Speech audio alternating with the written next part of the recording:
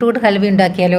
അതിന് വേണ്ട സാധനങ്ങളാണ്: 1 കപ്പ് പഞ്ചസാര, റവ, അതുപോലെ ബീട്രൂട്ട്, നെയ്യ്, കിസ്മിസ്, അണ്ടിപ്പരിപ്പ്. ആദ്യം ഒരു ഫ്രൈ പാൻ വെച്ച് അതിൽ 1 സ്പൂൺ നെയ്യ് ഒഴിച്ച് ബീട്രൂട്ട് നമ്മൾ ചെറുതായിട്ട് ചീകി വെക്കുക, അല്ലെങ്കിൽ ചെറുതായി മുറിച്ചാലും മതി. അത് നന്നായിട്ട് നെയ്യിൽ ഫ്രൈ ചെയ്യാം. അത് മാറ്റിയതിന് ശേഷം 1 സ്പൂൺ വീണ്ടും നെയ്യ് ഒഴിച്ച് 1 കപ്പ് റവ നന്നായിട്ട് ബ്രൗൺ കളറിൽ ഫ്രൈ ചെയ്തെടുക്കണം. അതുപോലെ തന്നെ ആ റവയിൽ 1 കപ്പ് പാല്, ഒരു ഇളം ചൂടുള്ള പാല് റവയിൽ ഒഴിച്ച് നന്നായിട്ട് നമ്മൾ റവ ഉപ്മാവ് ഉണ്ടാക്കുന്ന പരുവത്തിൽ അത് നന്നായിട്ട് വേവിച്ചെടുക്കണം.